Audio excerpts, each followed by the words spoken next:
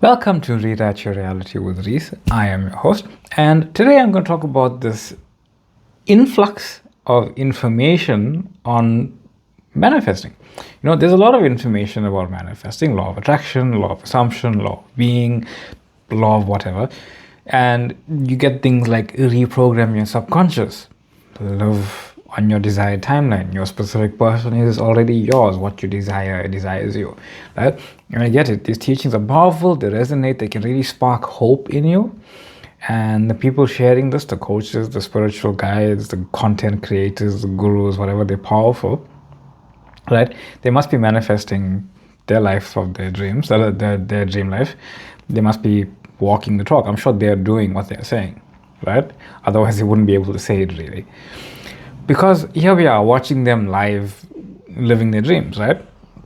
And that's how this kind of works. So what you are being creates your experience. So if what they are doing is creating the experience, they're just going to keep on doing it and express it, right? So I'm not doubting that. I believe that they are living some version of whatever dream life they want to be living, like just like we're all manifesting together, right, in our individual lives, right? But something always feels off to me when I hear an if to do, right? Because here's the thing I keep returning to. Why would God need to send me a sign? Doesn't make sense, right? Why would God just not send me my desire? Why do I need a notification from God? Why do three things have to manifest to show me something's close? Why do these 7 signs mean I'm aligned with my dream timeline? How should I start to reprogram my subconscious mind to attract everything I want? Right? I feel like the stillness gets a bit moved in me when I hear this stuff asked, and I ask myself this: is my awareness of this not enough?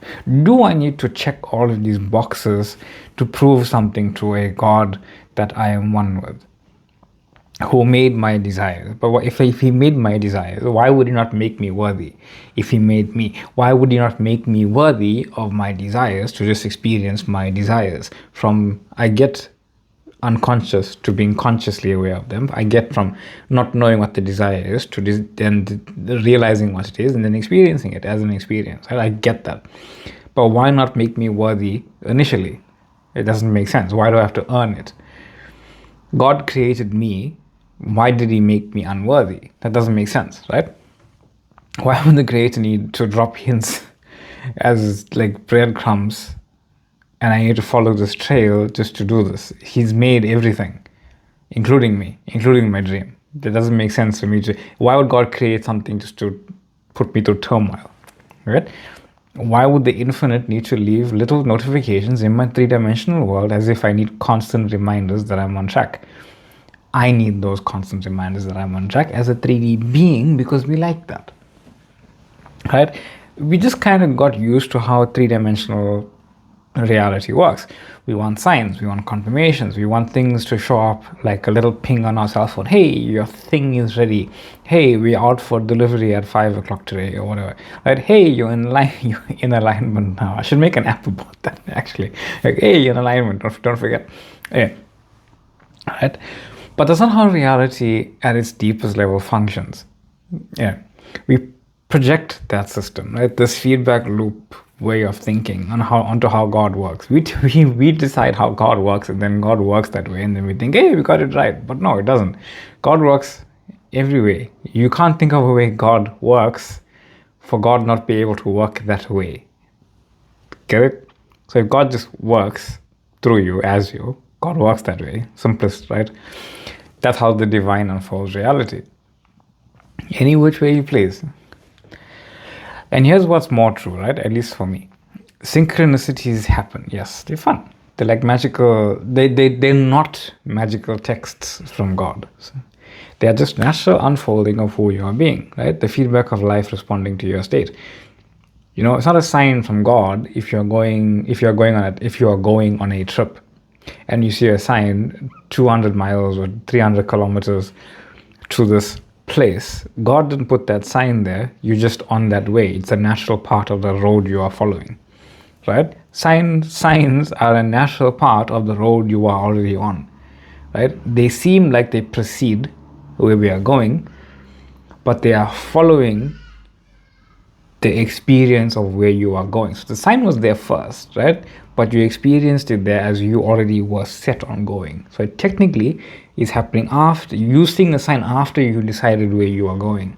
Even if in three-dimensional world, you saw the sign first, right? See how it kind of works backwards even in the three-dimensional world, right? So if it's going to rain, you're going to see rain clouds. That's just how nature works. That's the universe showing you how things unfold. It's not giving you a sign, it's just how nature works, right?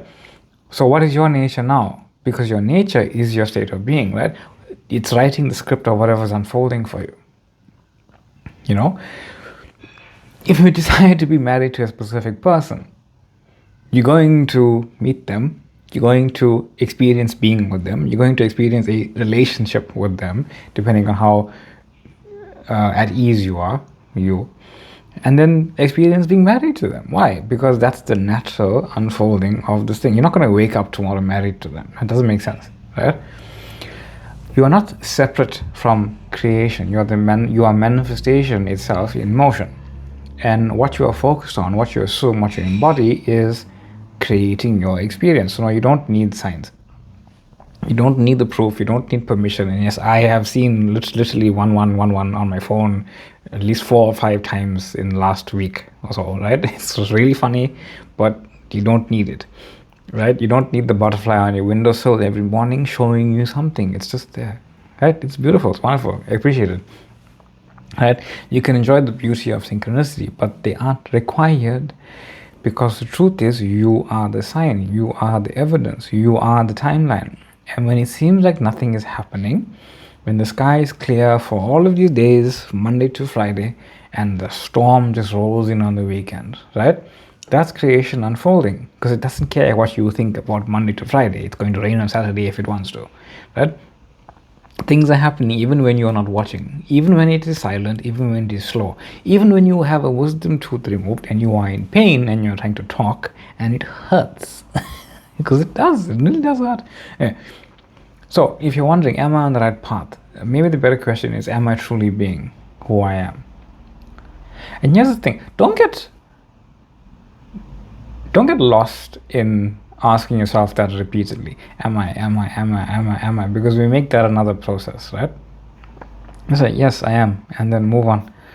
Because when you return to that being, that inner knowing, you stop chasing signs, you start living from truth. That's where God is.